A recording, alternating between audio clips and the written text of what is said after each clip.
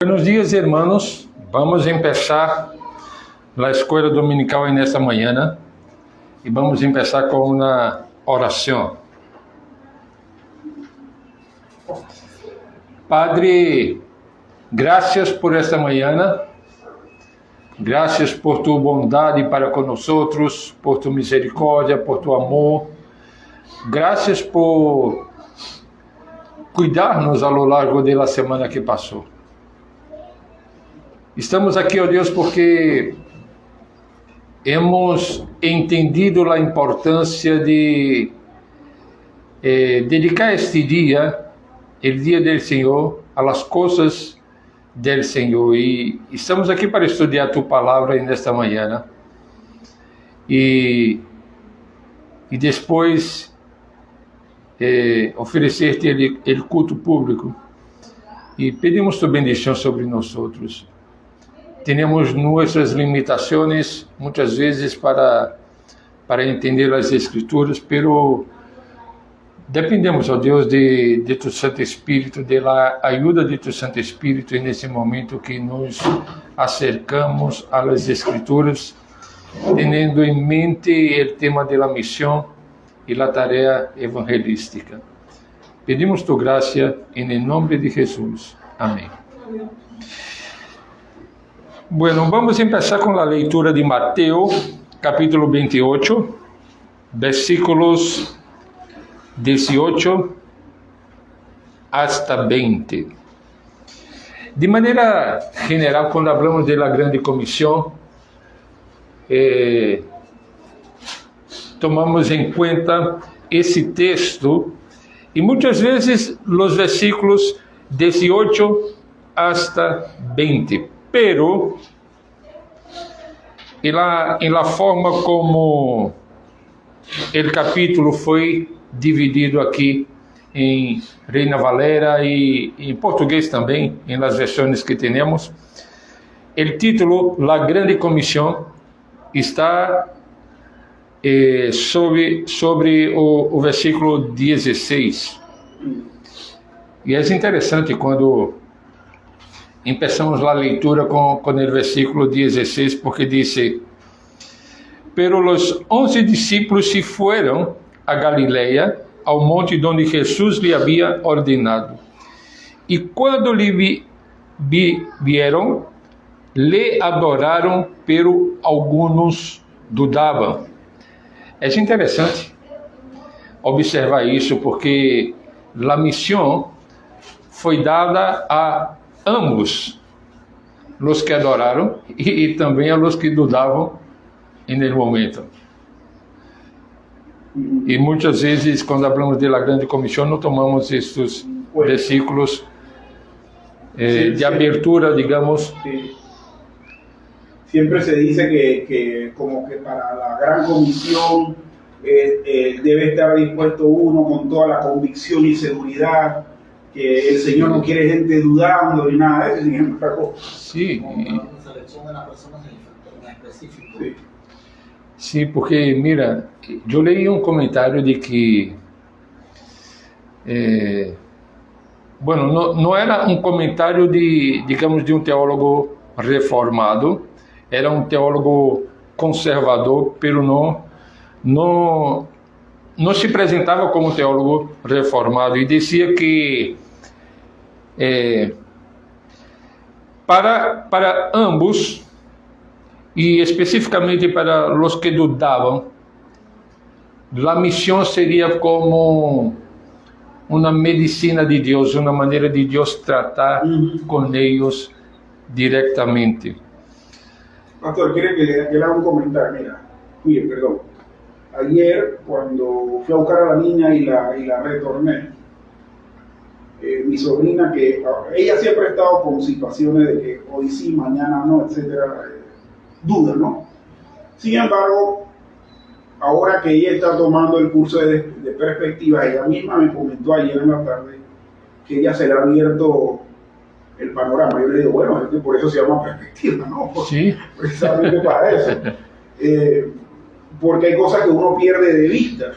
Y las perspectivas de cualquier disciplina lo que hacen es eso, que te abre el panorama.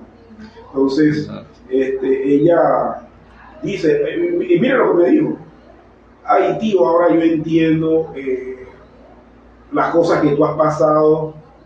Yo, bueno, Dios quiera que tú también pases por eso. Así que sí. Sí. Mira, esta es la última clase del tema general de la doutrina de la Iglesia. Y son pocos los teólogos sistemáticos que añaden a su enseñanza sobre la eclesiología una referencia a la misión de la Iglesia. Son pocos. Ahora, en mi manera de entender, es lógico que después de estudiar la naturaleza de la Iglesia, después de estudiar sobre los sacramentos, sobre la forma de gobierno, sobre la disciplina eclesiástica, e principalmente, quando tratamos de la naturaleza de la Iglesia, o resultado seja uma ação prática da Igreja, assim como qualquer outra área da teologia. Ou deixa-me poner de uma outra forma.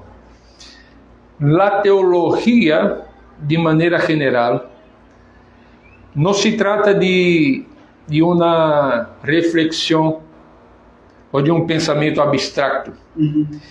A teologia deve impulsar o crente a uma prática. E se a teologia não leva uno a uma prática, então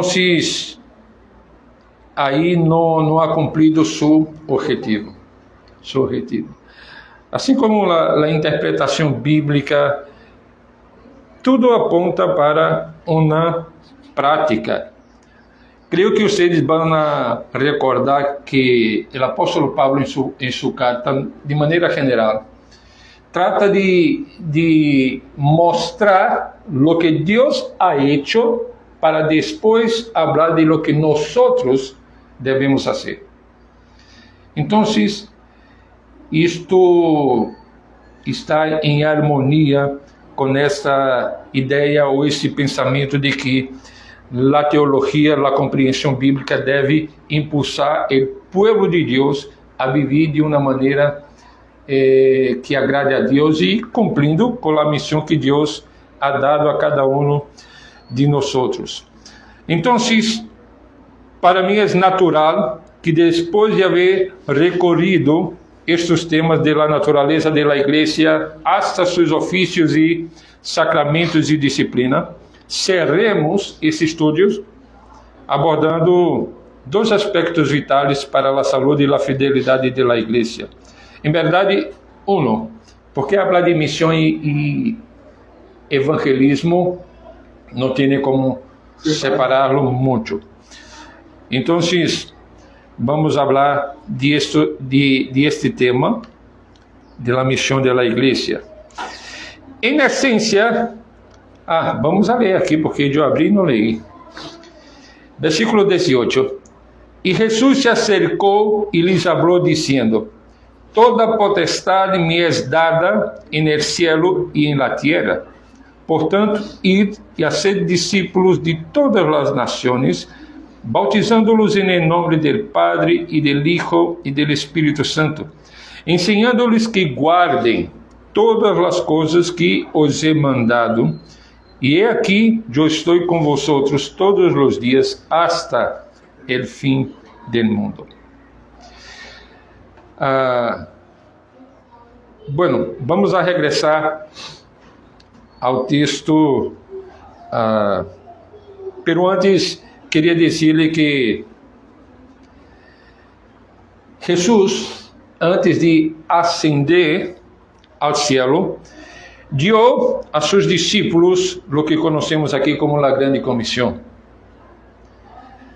E Juan Calvino, aunque a vezes seja mal interpretado, como alguém que não enfatizava a missão, em realidade veia a evangelização como uma consequência natural da fé e da gratitude por la graça de Deus. Por isso que não há digamos, um tratado sistemático sobre missões em los escritos de Calvino. Por quê? Por essa razão. Entendia que era uma consequência natural, deveria ser uma consequência natural de uma pessoa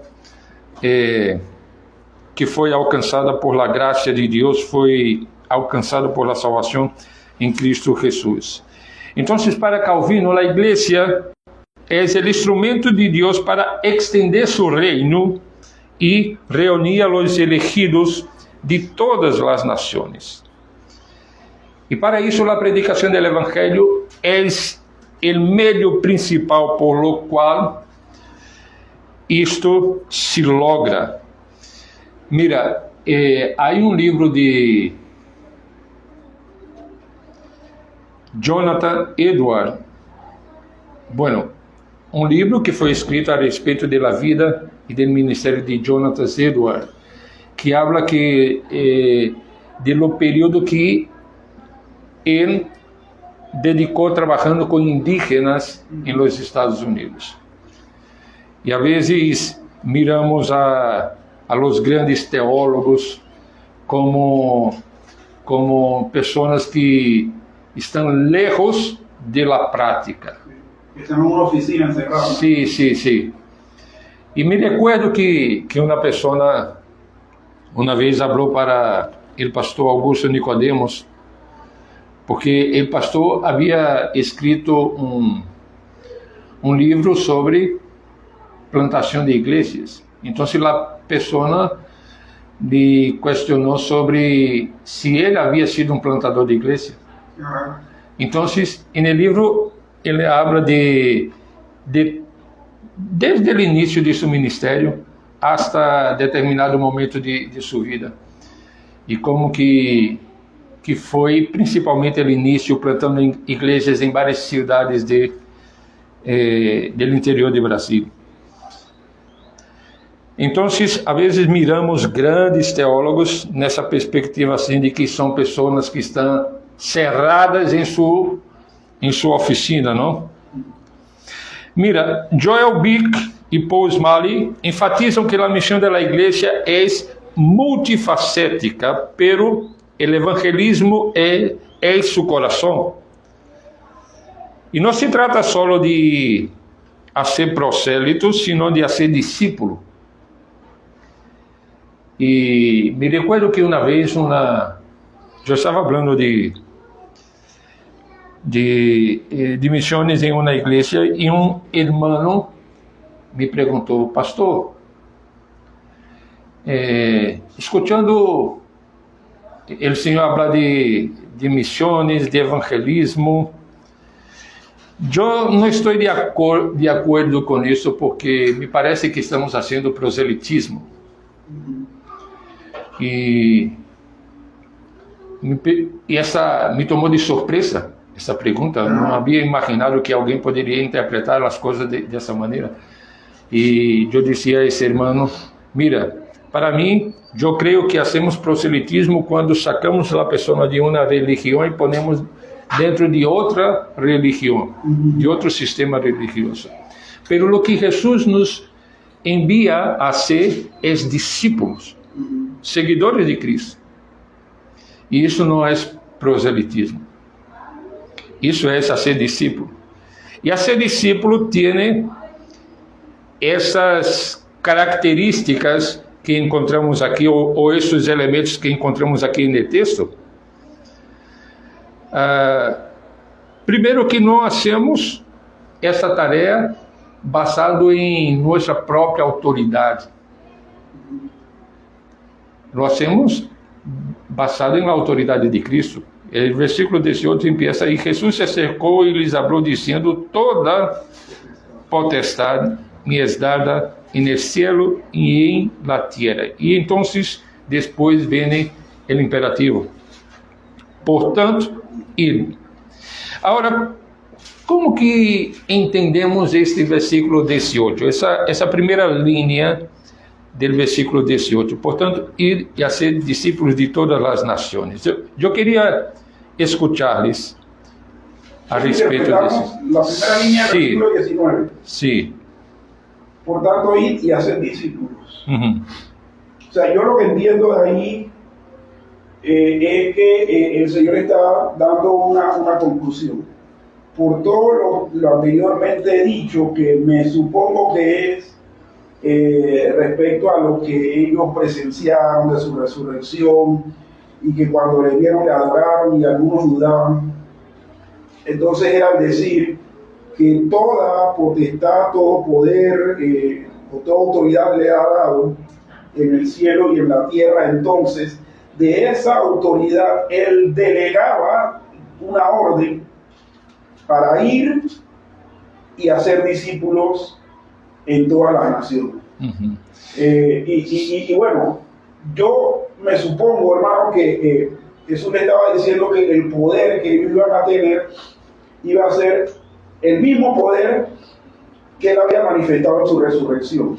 Que así como fue tan poderoso que él volviera de la muerte a la vida, entonces ellos iban a poder lograr hacer los discípulos por el poder de Dios.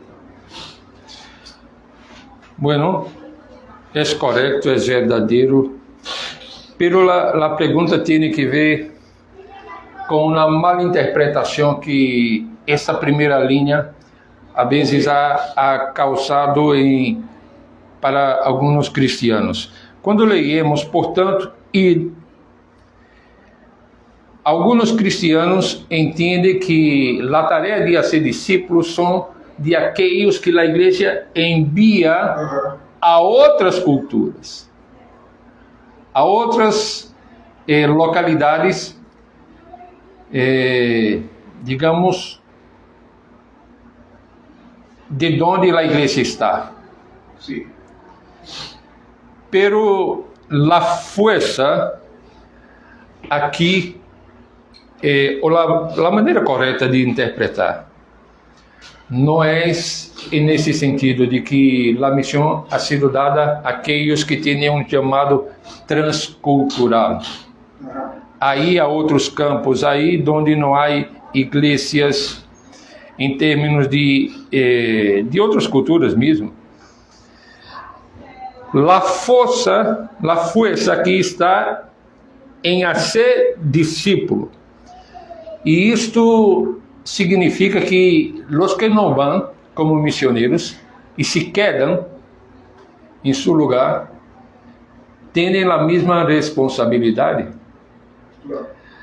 Agora, claro que há vários professores de missiologia que vão a dar a explicação de los verbos aqui, onde está a força, onde está o imperativo, aqui em termos de grego e do conhecimento da gramática em si.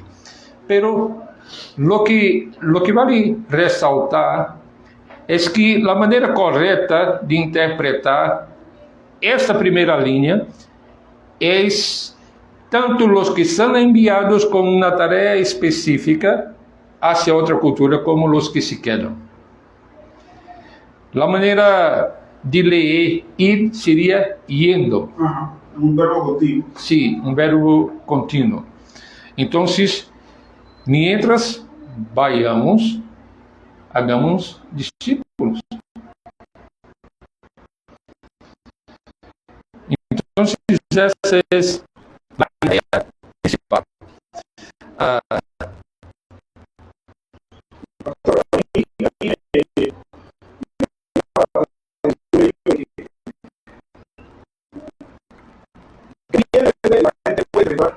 Que esta fue una obra que Jesús le dio exclusivamente a sus apóstoles, porque ellos se reunieron en ese monte de Galilea, y que ellos a partir de esa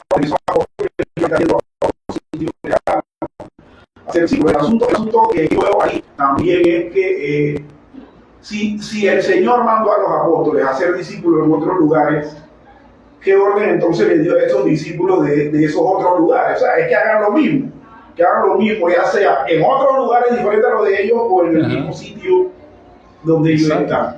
Entonces, no creo que sea estrictamente como un llamado a la transculturalidad o a lo transcultural, sino que es simultáneo, ¿no? Es transcultural e intracultural. ¿Por qué? Porque igual, si yo voy a otra cultura a hacer discípulos, esos discípulos de esa cultura tienen que hacer el trabajo dentro de su propia cultura igual. Exato, exato. Es la lógica que tenemos en Hechos, quando disse em Judeia, Samaria y hasta lo último. Sim, exato. Jerusalém, né? Judeia, Samaria, hasta el último de la tierra. Bueno, y pastor, y disculpe que lo interrumpa nuevamente, pero como yo tuve, al igual que Gloria, esa experiencia por un tiempo de estar en una institución que enseña ese perfil, lo misional, casi siempre era eso lo que se decía, que el Señor nos llamaba a un campo transcultural. Y se decía que los que quedaban eran los que te iban a sostener orando y ofrendando. Sí. Pero no decían nunca que también tenían que estar haciendo discípulos aquí. Exato. A la par. A veces puede que pressupona que todos entendem que tem que ser discípulo, pero em verdade, se a igreja não for ensinada a que também tem que ser discípulos e mirar seu local de trabalho como um campo missioneiro também. Sim. Mira, em la citação que hice de Joel Bick, ele termina dizendo que não se trata só de ser prosélitos, sino de ser discípulos, lo que implica um compromisso com a enseñanza e a formação integral de los nuevos creyentes. La misión evangelística de la iglesia, entonces, tiene que considerar la enseñanza y la predicación como su tarea principal. Mira, es bueno poner en destaque que es la tarea principal, no la única tarea, es la principal. Y entonces, hay un pastor presbiteriano que por 40 años fue professor del seminário reformado em Estados Unidos e foi professor em el área de missões e tem muitas coisas escritas e em um de seus livros este pastor dice que el problema principal de la raza humana es el pecado. El principal. Tenemos varios otros problemas. Sí. Pero ese es el principal. Entonces, para tratar el problema principal, Dios, en su soberana providencia, estableció la predicación del Evangelio y la enseñanza como la tarea principal de la iglesia. Por eso que en las demás áreas de la vida, otras instituciones pueden hacer lo mismo que la iglesia puede hacer. Por ejemplo, la iglesia puede tener un orfanato, puede ayudar a un asilo, puede hacer obras de misericórdias, pero outras instituições fazem lo mesmo também. Pero la única cosa que la iglesia puede hacer y que otra institución social no hace es la predicación del evangelio.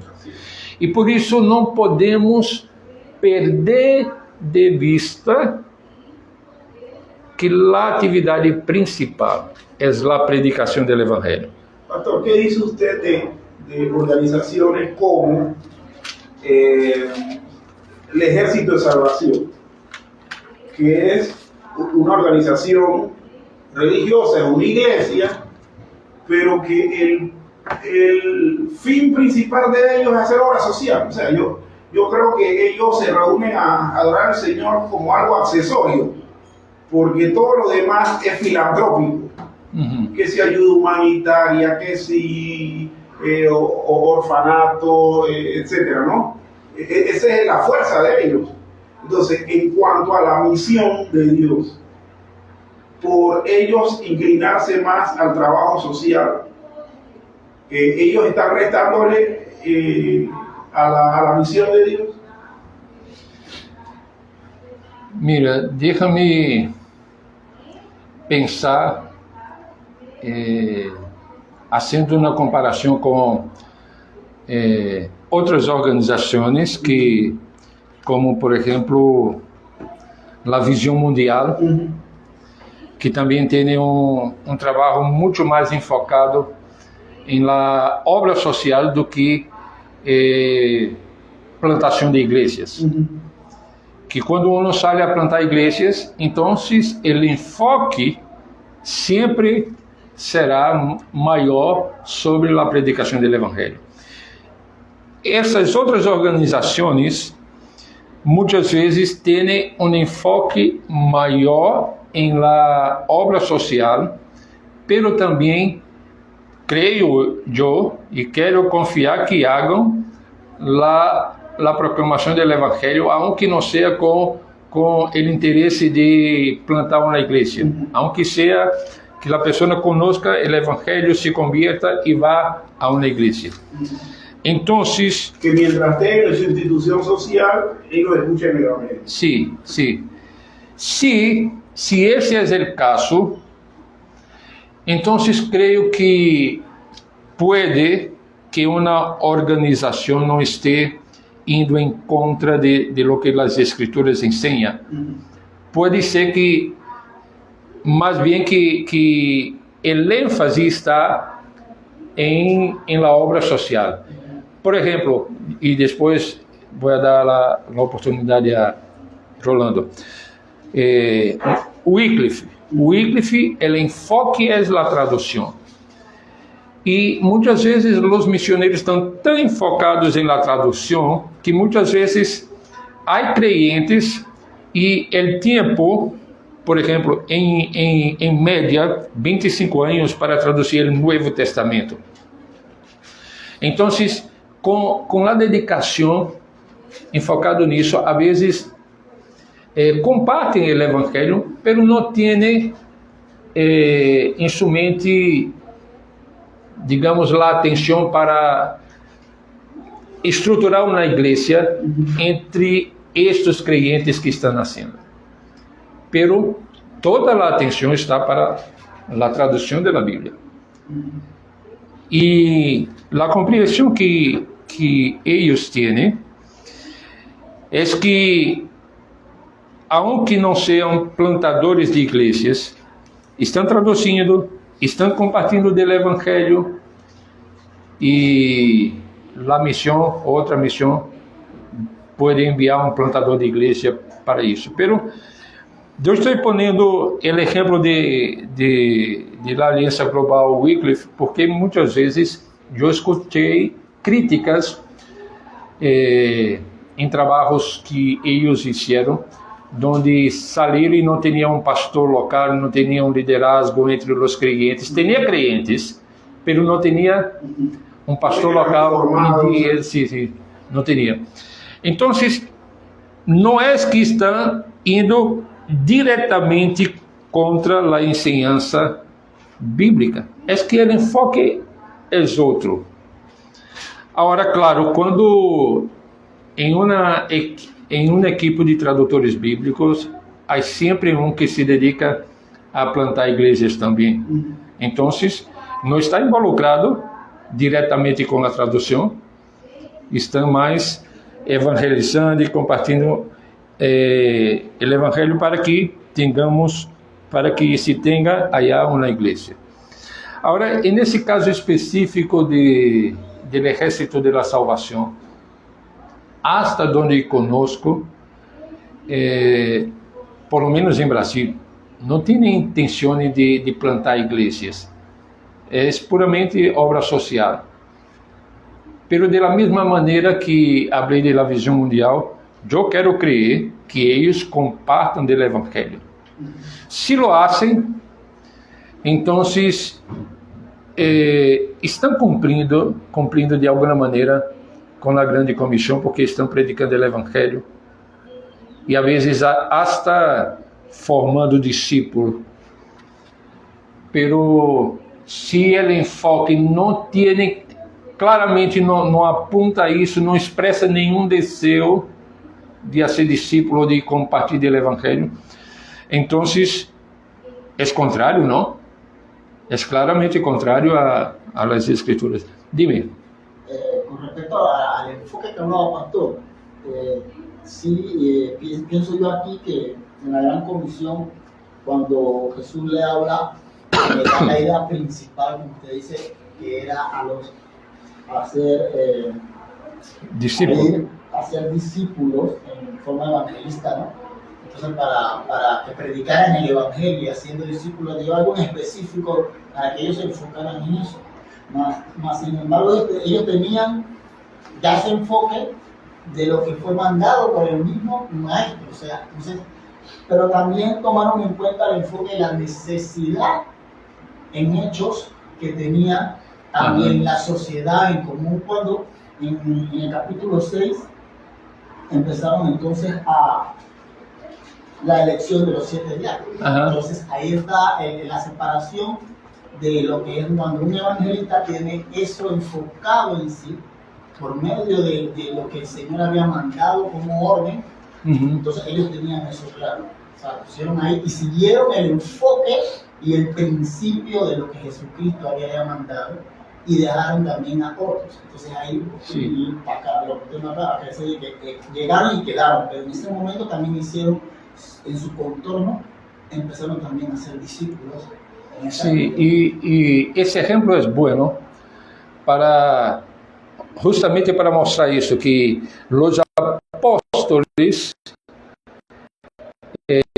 tenían en serio la predicación y la enseñanza bíblica, pero no estaban negligenciando las necesidades que tenían en el momento, y entonces guiados por Dios estabeleceram ali que a igreja pudiera elegir homens que pudieran estar atendendo a necessidade material de los creyentes.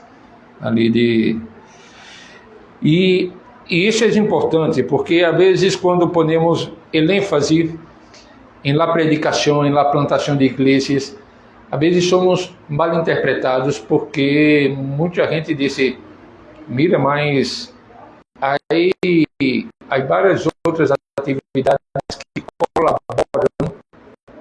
com a plantação de igrejas.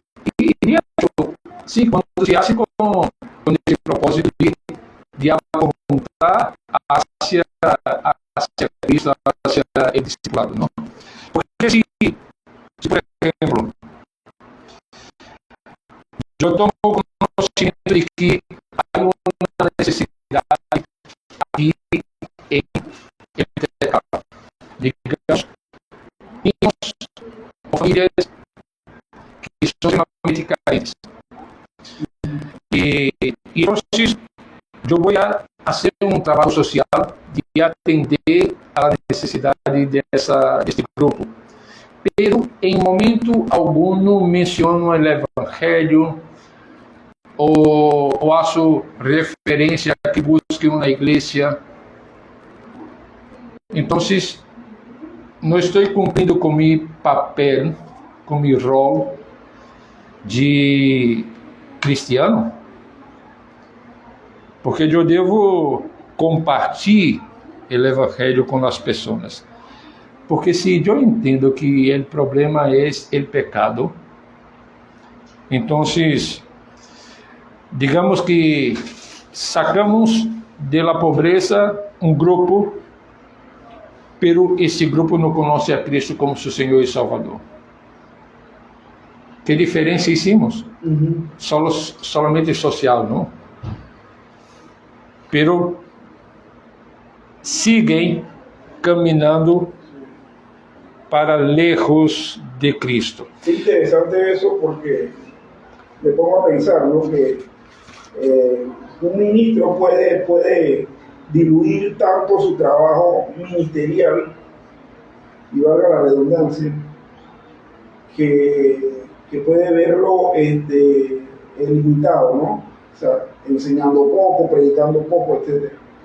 Y ahora voy a pensar que hacer evangelismo o predicar el evangelio no es simplemente decir que Cristo murió en la cruz y resucitó, o sea, es realmente hacer un trabajo de tipo docente, porque es enseñar, o sea, ¿sí? Proclamar el evangelio no es no solamente decir a la gente arrepiéntete del pecador que te va a ir para el infierno, sino hacer docencia en cuanto a eso. Exacto. Y que la persona le quede el mensaje claro, porque o sea, yo puedo salir como cualquiera con un megáfono y decirle a la gente, arrepiéntete, como un chiste con Dorito. El chiste con Dorito era predicador y le decía a la gente, arrepiéntete, animal. O sea, uno puede decirle ese tipo de cosas. Pero si uno como evangelista, uno no explica o uno no enseña de manera clara, o sea, el evangelismo realmente no es tal. Porque es solamente soltar palabras y ya. Entonces veo ese sentido, pues, que por el cual en el caso que menciona Rolando, en Hechos 6 los apóstoles prefirieron quedarse con el ministerio de la predicación y la enseñanza, porque había mérito de que su mensaje fuera profundo. Sim, e claro que quando vamos digamos, a um local público, predicamos o evangelho em digamos, culto evangelístico, Deus vai aplicar o que hablamos no coração das pessoas, despertando o interesse. Então, de aí há uma sequência. Quando identificamos as pessoas que estão interessadas em lo que ouviram, então, pouco a pouco, seguimos avançando nessa direção de ensinar-lhes, e mais bem quando, digamos, se convertem. Então, isso é uma indicação clara de que o discipulado, a ser discípulo, é uma tarefa para toda a vida. É uma tarefa que empieza, digamos, com essa proclamação evangelística e que sigue quando a resposta à predicação inicial é arrependimento e fé. Então, aí sigue com a ensinança de tudo que Jesus ha hecho e ensinado. Agora, mira, temos aí o aspecto da proclamação, do discipulado, que seria essa ensinança a los novos creyentes a obedecer tudo o que Cristo ha mandado. Temos o aspecto da plantação da igreja, porque, imagina, os apóstolos saíram predicando o evangelho, sendo discípulos. Então, à medida que as pessoas se convertiam, havia que estabelecer congregações, havia que estabelecer, digamos, uma casa, um local, ou não sei se talvez pode que no primeiro siglo, depois que fizeram a transição da sinagoga ao culto em las casas, tendía como una agenda, ¿no? Los que tenían una casa que pudiera recibir a los hermanos, entonces reunía ahí, otros en otras partes y por ahí. Y hoy hay, en el movimiento misionero, hay personas que tienen una compreensão distinta muitas vezes quanto a esse tema de estabelecer congregações. Em muitos campos missioneiros, em vários países, as agências han seguido, digamos, a ideia de não ter um templo, de não ter um edifício, digamos, para a igreja, e sim seguir reunindo em las casas. Bueno, tendría, en mi opinión, que evaluar el contexto, ¿no? A veces es una estrategia que funciona bien en donde hay mucha persecución y que a veces hay que moverse de un lugar a otro, pero no digo que em todo lugar essa seja a norma bíblica de que os cristianos devem reunir-se em casas. O outro aspecto é missões transculturais. Levar o evangelho a las naciones que aún não han escuchado o mensaje de Cristo. Bueno, hoje em dia hay muchas investigaciones, muchos estudios sobre los diversos países y el porcentaje de cristianos que tiene.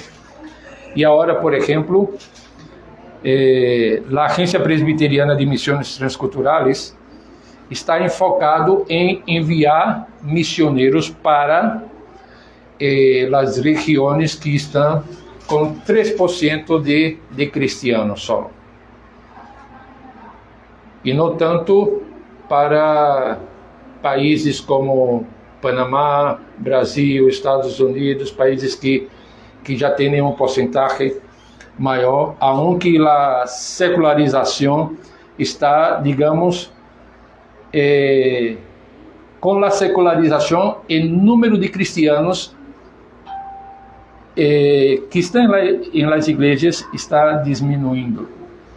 Então, há necessidade de enviar, por exemplo, missioneiros para a Europa por falta de cristianos que deem continuidade ao trabalho de fazer discípulos allá. Por exemplo, a Igreja Reformada de França enviou uma carta solicitando a Igreja Presbiteriana de Brasil, especificamente a PMT, que pudiera enviar 30 pastores para revitalizar 30 igrejas que no passado tinha uma quantidade muito grande e agora as igrejas encontram-se igrejas com 20 pessoas, com 15 pessoas, e antes eram igrejas grandes.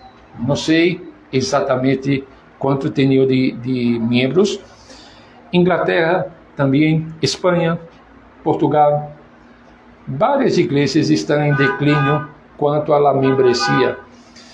Então, há todavia necessidade de enviar missioneiros a outros países que originariamente foi de onde vieram hasta nós.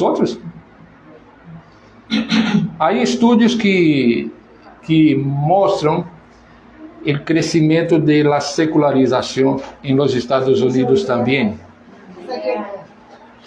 Pero Estados Unidos todavia sigue com igrejas fuertes que todavia enviam missioneiros, preparam seus pastores e há como levar o evangelho adelante.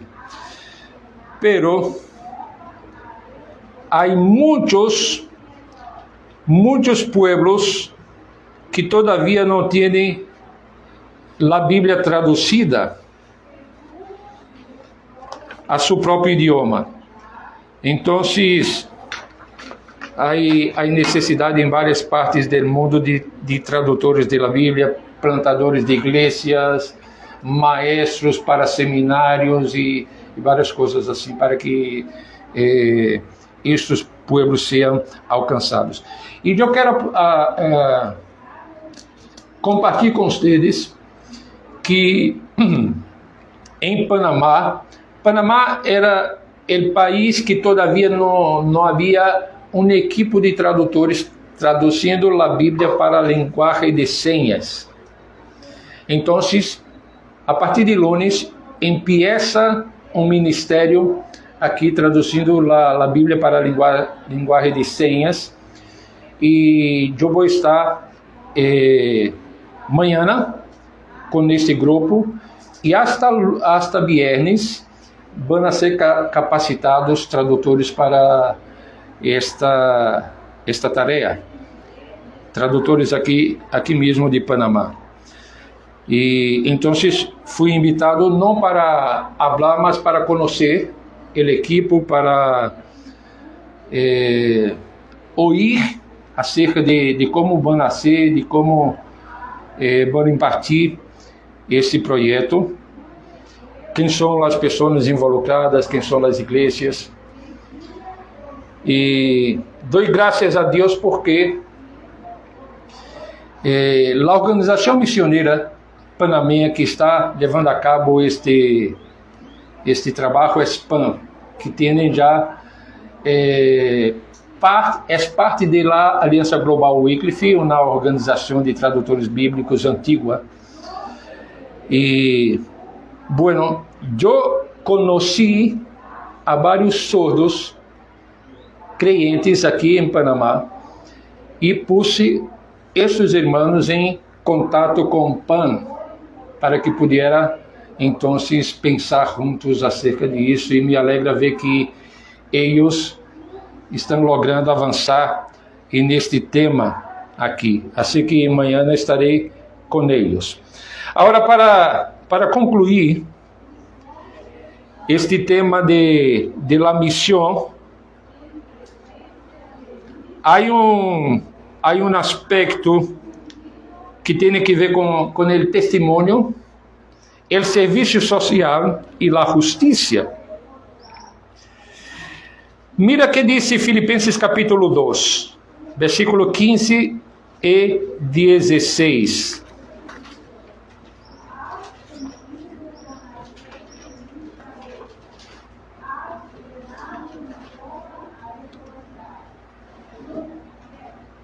Quem encontrou pode ler, por favor. Filipenses capítulo 2, versículo 15 y 16. Dice, para que seáis irreprensibles y sencillos, hijos de Dios sin mancha, en medio de una generación maligna y perversa, en medio de la cual resplandecéis como luminares en el mundo, asidos de la palabra de vida, para que en el día de Cristo yo pueda gloriarme de que no he corrido en vano, ni en vano he trabajado. ¿Qué está diciendo el apóstolo Pablo ahí quanto al testemunho de la iglesia en el mundo?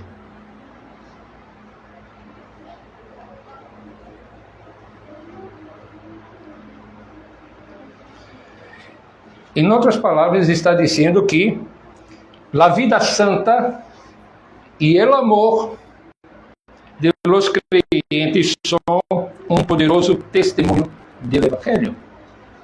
Hermanos, o mundo pode não dar oído a lo que predicamos, pero estão mirando a nós.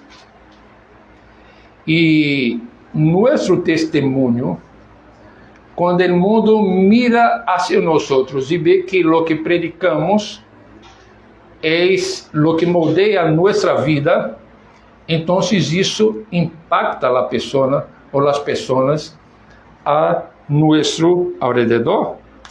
E quando a igreja vive de acordo com os princípios do reino de Deus, atrai a outros a Cristo.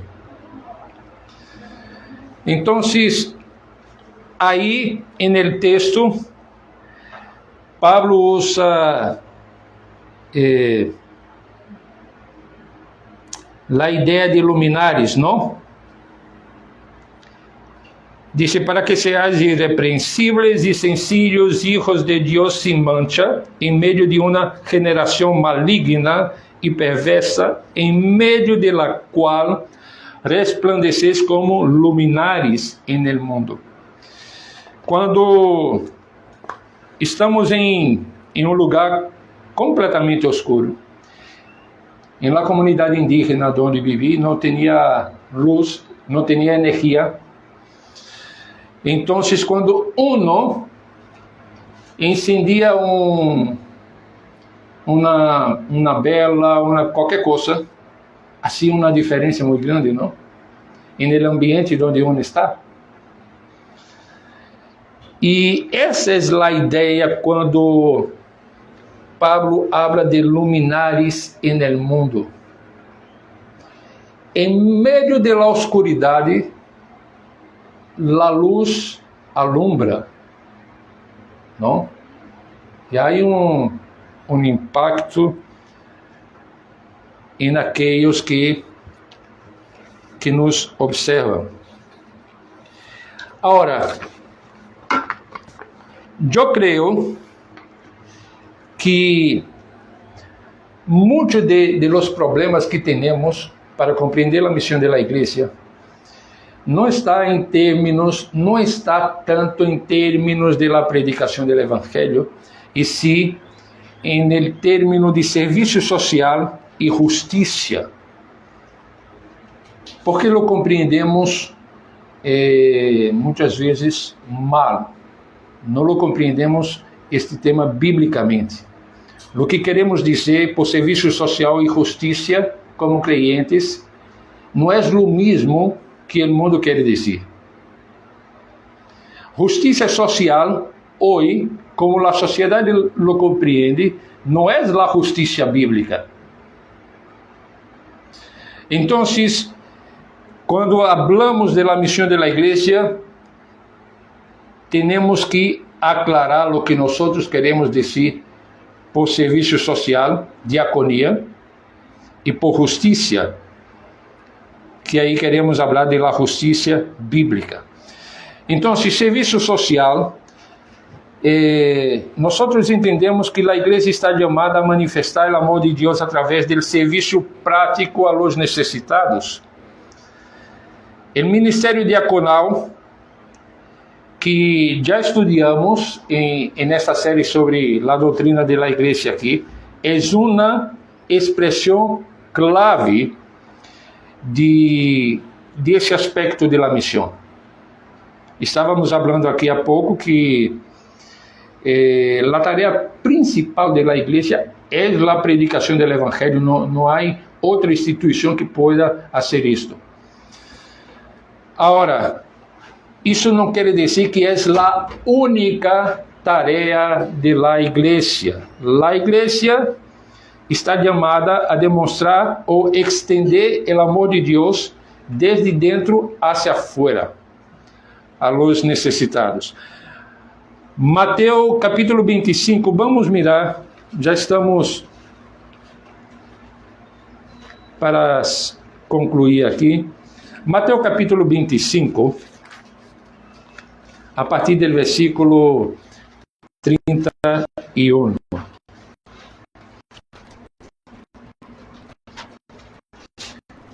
Eu farei para vocês. Quando o Hijo del Hombre venga em sua glória e todos os santos ángeles com ele, então se sentará em seu trono de glória e serão reunidas delante de ele todas as nações e apartará os unos de los outros como aparta el pastor las ovejas de los cabritos e pondrá las ovejas a sua direita e los cabritos a sua izquierda. Então el rei dirá a los de la derecha: venid y benditos de mi Padre, heredad el reino preparado para vosotros desde la fundación del mundo, porque tuve hambre y me distes de comer, tuve sede y me distes de beber, fui forasteiro y me recogistes, estuve desnudo y me cobristes, enfermo y me visitastes, en la cárcel y vinisteis a mí. Entonces los justos responderão dizendo: Senhor, quando te vimos hambriento e te sustentamos, ou sedento e te dimos de beber? E quando te vimos forasteiros e te recorrimos, ou desnudo e te cobrimos? Ou quando te vimos enfermo ou em la cárcel e vinimos a ti? E, respondendo el rei, lhes dirá: de certo os digo que, enquanto lo hicisteis a uno de estes mis hermanos mais pequenos, a mí lo hicisteis. Entonces sigue el texto hablando de los que están a la izquierda. Este texto às vezes sirve de broma quando estão hablando de política, dicen: mira, Jesús es de la derecha política, no es de la izquierda, pero no tiene que ver con essas coisas. O texto está falando dessa manifestação do amor de Cristo hacia outras pessoas. Esse texto especificamente nos recuerda a importância de alimentar o hambriento, vestir ao desnudo, visitar ao enfermo, ao encarcerado. Esse serviço não é um meio de ganhar a salvação, é uma expressão da fé, da gratidão por la salvação já recebida. Bueno, agora vou mencionar-lhe rapidamente sobre o tema de la justiça. La igreja, nós entendemos que é portadora do reino de Deus, está chamada a ser uma voz profética no mundo, abogando por la justiça e rectitud. Isso implica hablar contra a opressão, a injustiça, a corrupção, trabalhar por el bem-estar de todos, especialmente de los marginados. Agora, não se trata como houve muito uma mala compreensão na década de los 70 do evangelho social. O evangelho social, em aquele entonces, tinha mais uma influência da teologia da liberação, de aspectos políticos também, e que começou a ser mesclado com a reflexão acerca de la justiça bíblica. O evangelho social, que reemplaça o evangelho da salvação, não é o evangelho social que reemplaça o evangelho da salvação, sino uma aplicação do evangelho a todas as esferas da vida. Esse é, digamos, o princípio fundamental para pensar a justiça bíblica. Pero hoje em dia, lo que se chama ou que se apresenta na sociedade como justiça social, direitos iguais e tantas coisas, se ponemos a atenção, vamos a ver que não tem nada que justiça bíblica. A justiça bíblica, por encima de tudo, tem Deus como o justo juiz, e aí sigue o patrão de lo que Deus considera ser justo. E a base de la justiça bíblica vamos encontrar ao longo de las escrituras, e vamos a ver que, por exemplo, hoje em dia os que falam de justiça social são os mesmos que não consideram a propriedade privada. E a Bíblia defende o direito à propriedade privada. Los que hoje hablan de justiça social são os mesmos que estão defendendo o aborto. E Dios en los mandamientos, en los 10 mandamientos, en su ley moral, es completamente a favor de la vida. Entonces, podemos dudar del principio de justicia social que tenemos hoy ahí siendo empujado con el apoyo de los derechos humanos, de políticas públicas, de las minorías y todo eso. Eso no es justicia social. Isso sim é uma política que divide toda a sociedade em grupos onde, se uno não está neste grupo, não tem direito de falar sobre o que é justiça, o que é direito de las pessoas. Então, bíblicamente não existe. Bíblicamente, a justiça de Deus defende a vida, corrige o pecador, apunta o pecado, mostra onde está a opressão, a injustiça. E por isso, como igreja, a igreja, por exemplo, em nossos dias, não pode callar-se diante de lo que a sociedade está tentando fazer com a família cristiana. A família cristiana, quem estabelece lo que é família, não é a cultura, não é o Estado e tampouco o eu, no sentido de cada pessoa interpretar a realidade de la maneira que lhe gusta. Em la Bíblia, Deus institui a família, varão e hembra, e assim é. Não é o que, quando hablo de eu, não estou falando de mim mesmo, pero dessa ideia de que hoje em dia cada um define o que é. Se eu me sinto um árbol, se eu me sinto um perrito, um gatito, se eu me sinto uma mulher, não é isso. Quem de hecho estabelece o que é a família é Deus, através de sua santa palavra. Então, hermanos, aunque que a igreja tenha diversas outras atividades, digamos assim, que pueda fazer, como o exercício da misericórdia e da justiça, reflejando a justiça de Deus. Nossa tarefa principal é a predicação do Evangelho. ¿Por quê? E eu falei disso em la primeira parte da classe. O problema principal do ser humano não é a educação, a falta de emprego, não é isso. O problema principal é o pecado que separa o ser humano de Deus. Pero os demais problemas são consequências do pecado. E claro, estamos em um mundo marcado por el pecado e como creyentes temos que saber como enfrentar a injustiça, a dor, o sofrimento e todas essas coisas. Pero se resolvemos o tema de los problemas sociais e deixamos o ser humano sem o Evangelho, aunque prospere, vai para uma eternidade sem Deus.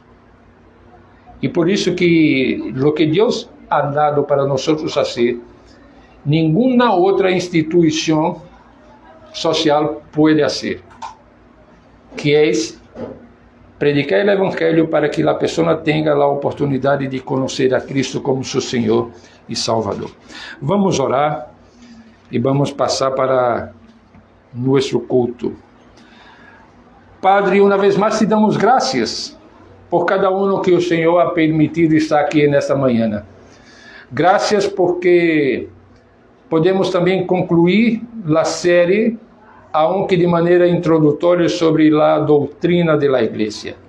Ajuda-nos a pouco ir profundizando os temas que todavia muitas vezes são mal compreendidos por nós mesmos. Dá-nos de tu graça e acepta, ó Deus, em Cristo Jesus, o culto que vamos oferecer-te agora mesmo.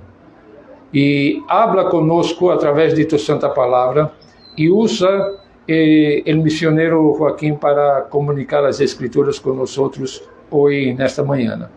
Em nome de Jesus, amém. Amén.